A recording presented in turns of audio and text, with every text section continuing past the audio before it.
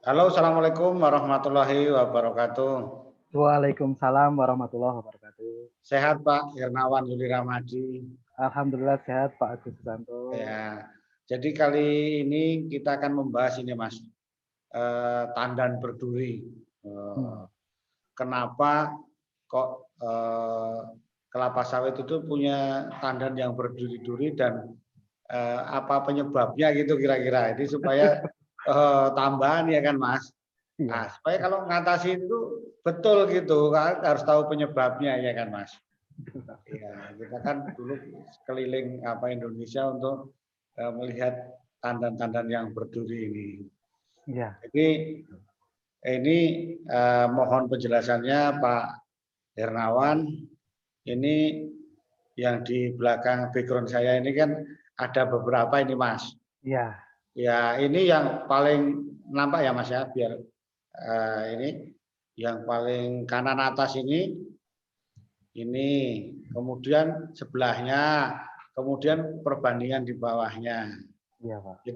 Jadi mohon Mas, kenapa kelapa sawit itu ada durinya dulu lah itu. Mohon. Waduh, kalau ini saya sebenarnya kalau ditanya ajarnya saya juga tahu ya, Pak.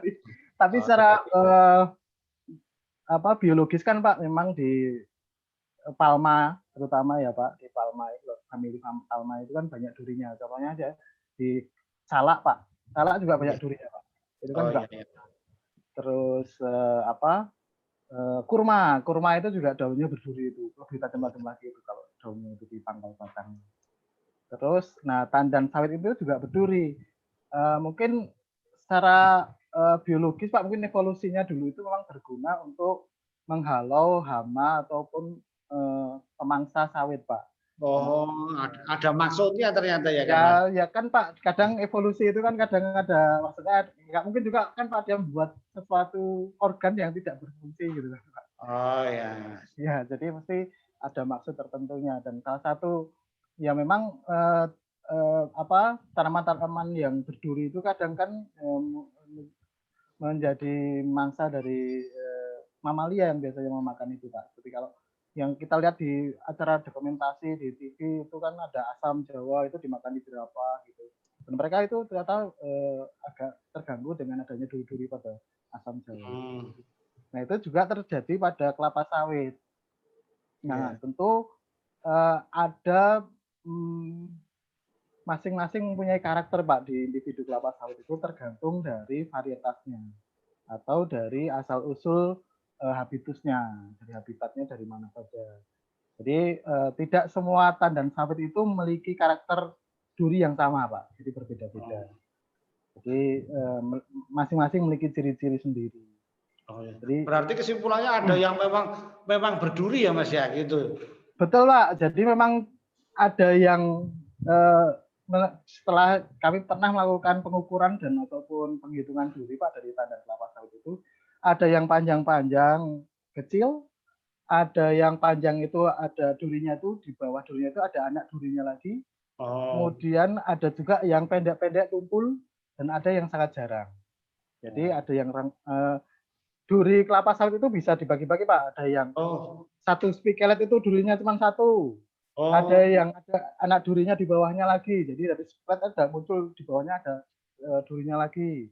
Kemudian ada yang jarang-jarang Pak, jadi karena dia tumpul terus buah berondolannya itu di ujung spikelet itu ada, jadi nampak nggak berduri. Tapi kalau kita buka spikeletnya memang ada durinya, tapi hanya saja lebih pendek. Jadi itu yang menyebabkan terlihat tandan itu ada yang berduri dan tidak. Karena Oh. perbedaan panjang dari duri di ujung spikeletnya. Jadi itu Pak yang membedakan karakternya. Mas itu berarti kan bisa untuk ini ya, penciri varietas gitu bisa itu Mas? Betul Pak. Memang tidak secara karena sekali lagi Pak varietas di kelapa sawit ini memang tidak seragam secara sempurna karena memang dia terdiri dari berbagai macam pohon induk dan pohon bapak. Jadi tidak dari satu induk dan satu pohon bapak. Karena dia individunya kan pohon induknya banyak, jadi beragam-ragam juga lah karakternya. Tapi ada penciri dominannya. Jadi kalau Oh. yang dominan ini misalnya yang di durinya banyak tadi yang terkenal adalah lame.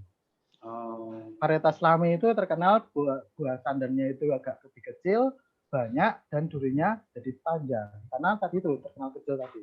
Nah, yang tandan buah yang terkenal agak jarang durinya itu adalah di keturunan Alpros dan juga yang Ambi.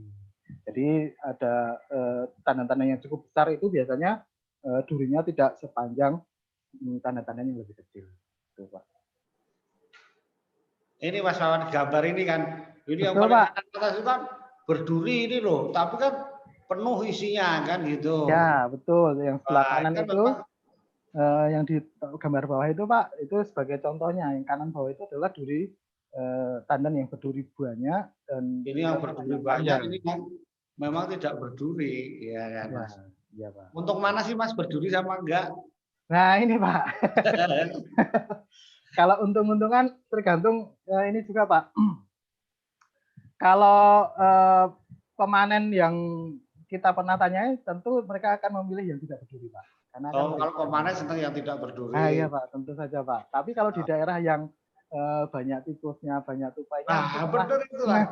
senang yang berduri, Pak. Karena tikus tupai akan lebih kesulitan untuk memangsa buahnya itu. Yang banyak Oh monyetnya iya. itu mungkin akan lebih kesulitan dibanding yang tidak berduri.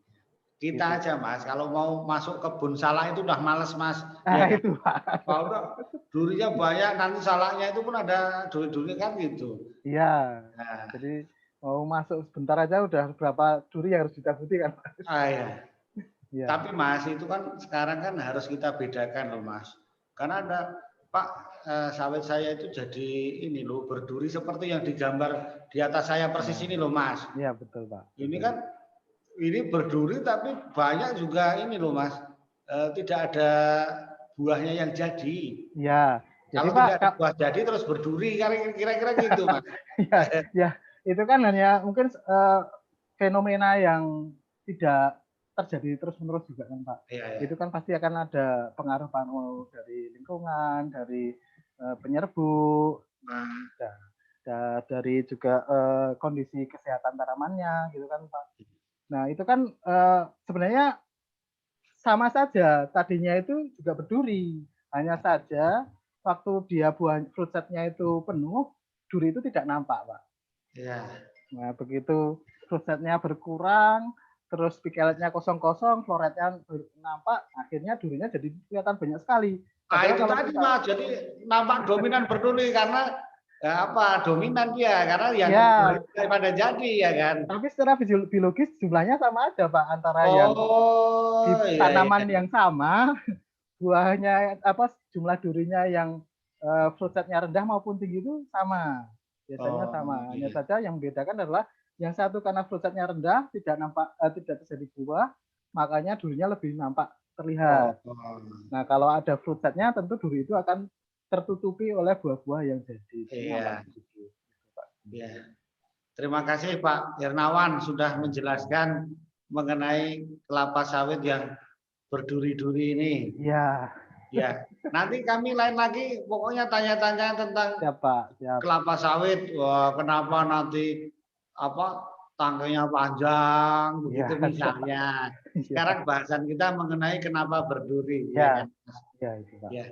Terima kasih Pak Wawan yang sudah memberikan waktunya untuk menjelaskan kepada para netizen semua kelapa sawit gitu petani. Sama-sama Pak. Terima kasih atas kesempatannya. Ya. Terima kasih. Assalamualaikum warahmatullahi wabarakatuh. Waalaikumsalam warahmatullahi wabarakatuh.